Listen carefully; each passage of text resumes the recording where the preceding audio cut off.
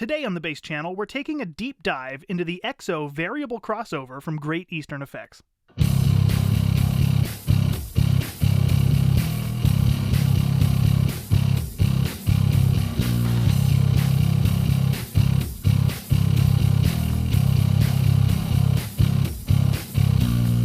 The first thing we need to understand about the XO variable crossover is that it's not an effect in and of itself, but rather a tool to get more out of your existing effects.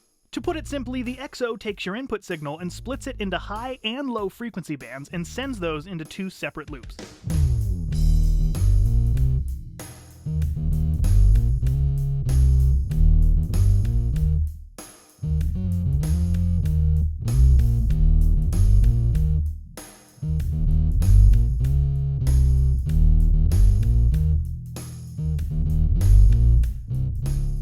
As bass players, we're more than familiar with the idea of a dry blend, especially when using any kind of distortion.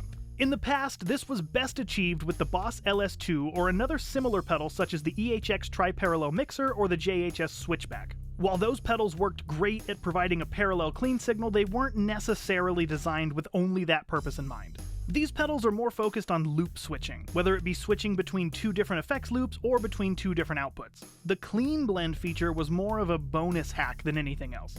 While the allure of a clean blend alongside distortion is obvious, the main problem is you also get a clean top end. The clean upper frequencies alongside the dirty frequencies usually make for an artificial and unnatural sounding tone.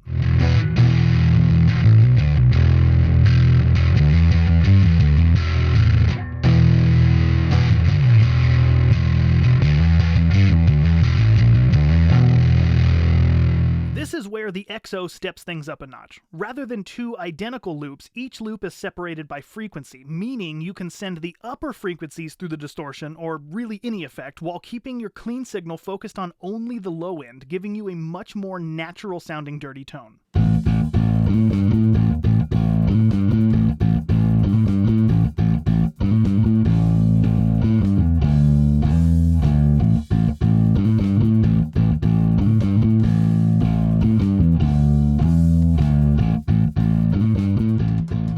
In this video, we're mostly going to be focusing on using this pedal with distortion because that's where the advantage is best felt, especially on a quick YouTube demo video, but of course you can run any pedal you see fit through either of the loops. Whether that be a phaser on the low end and a dimension chorus on the top end, or a low end octave coupled with an envelope for the higher frequencies, it's ultimately up to you. But in my humble opinion, there are few things more valuable than finding the drive tone that works perfectly in the context of your setup.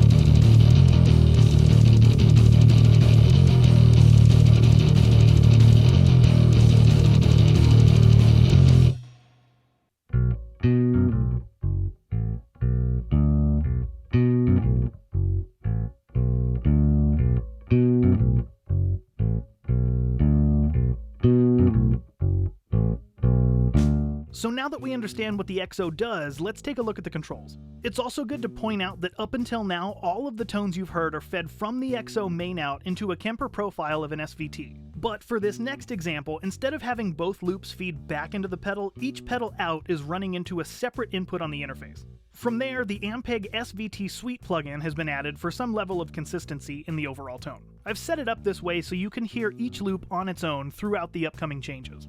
First up is the crossover frequency control. This control dictates the crossover point for both loops. Turning this knob up or clockwise moves the center frequency up so that only the uppermost frequencies are fed through the top loop, which in this video is the distortion, while the rest of the frequencies below run through the bottom loop, which in this case is a compressor.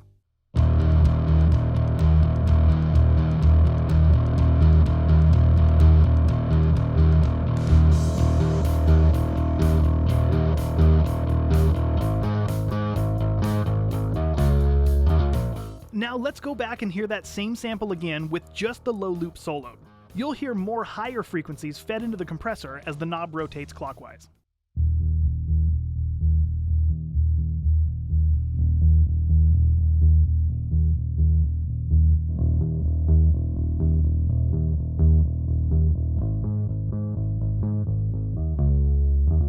And here it is again with the high loop soloed. As the knob rotates clockwise, you'll hear fewer low and mid frequencies going into the rat pedal.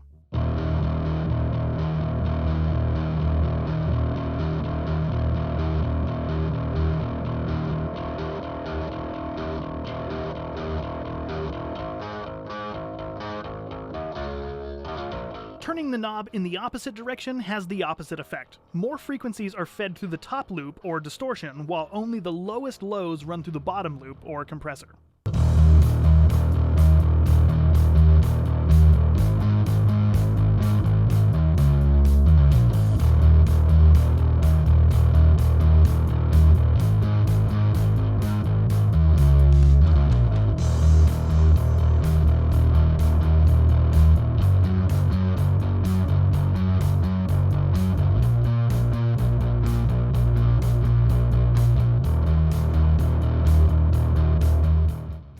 Like before, let's hear the same sample with each of the loops solo. First up is the low loop. As the knob turns counterclockwise, fewer mid-range frequencies are fed into the compressor.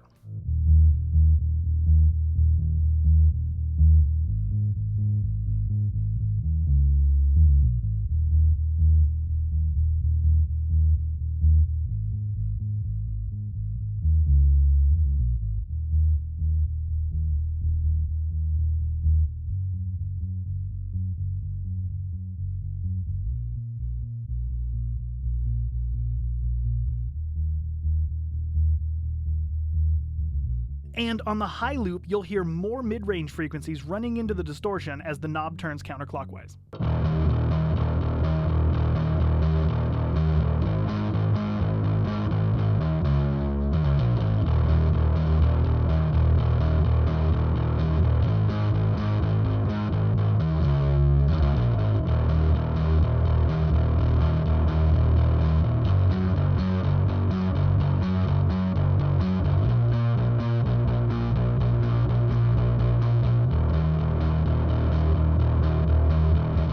The range switch changes the range of the crossover frequency.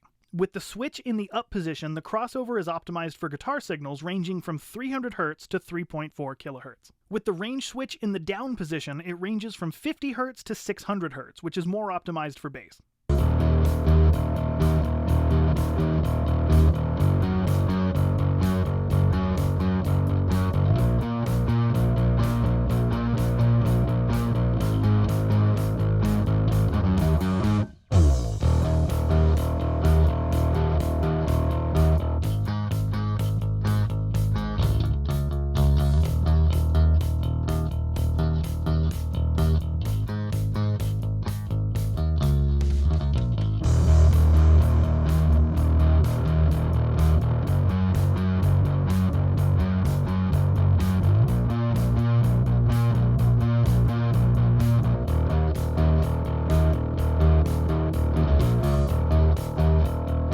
Once again, we'll listen to both sweeps with each loop solo. First up is the low loop, guitar range, then bass range.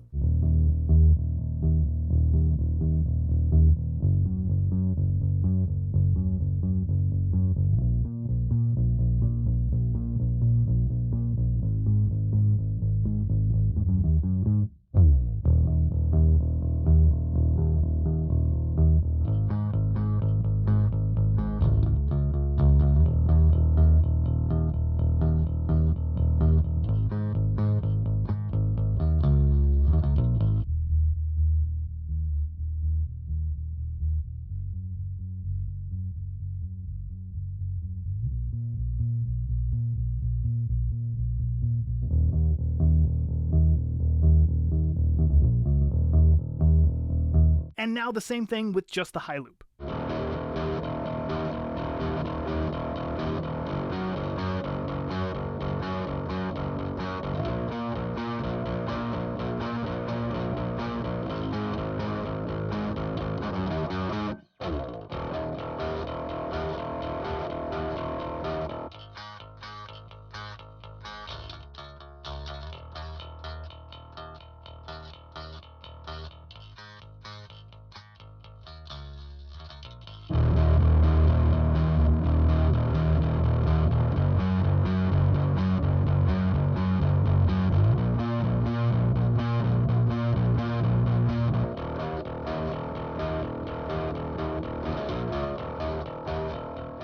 The send flip switch swaps the signal going into the high and low sends.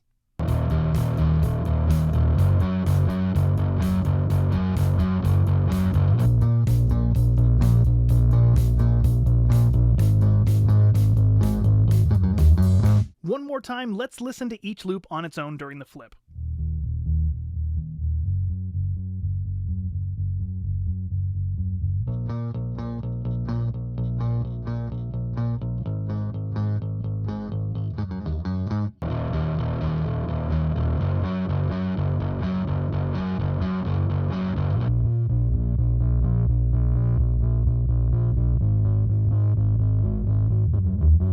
The phase switch reverses the phase of the loops. This is helpful if one of the pedals you're using flips the polarity of the signal. Engaging this button will put your two signals back in phase.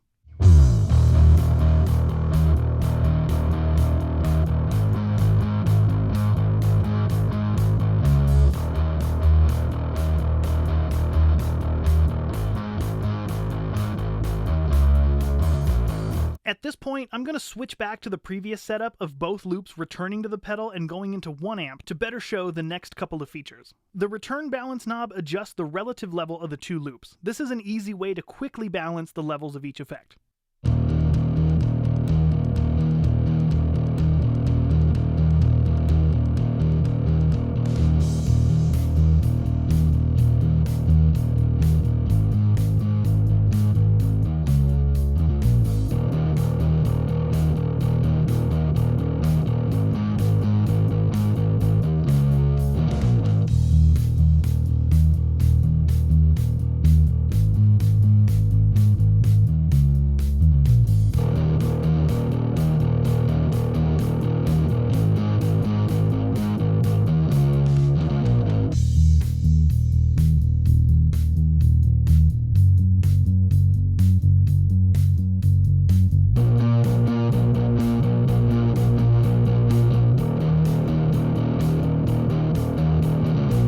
The dry blend allows you to blend the clean, unaffected signal with whatever tone you've built with the two loops.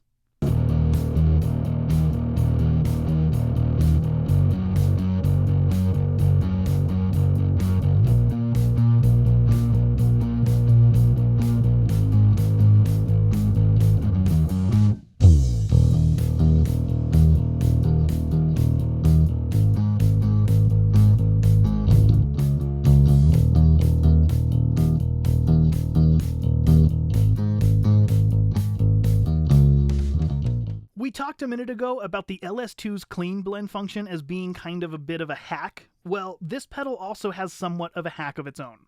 When nothing is plugged into the send and return, those jacks are linked, which basically turns this pedal into a tilt EQ.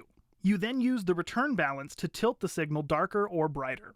You can also use the crossover control to move the center frequency of that tilt.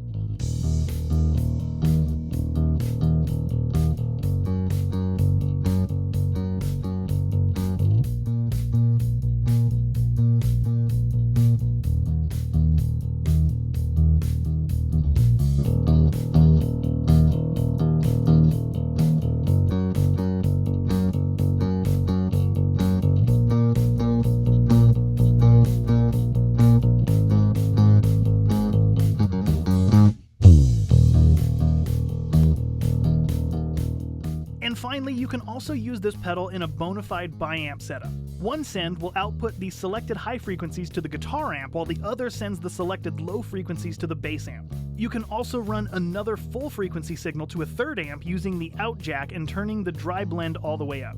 Now, that particular setup I described is a little bit too complex to show within the confines of this particular video, but just know that that is a possibility.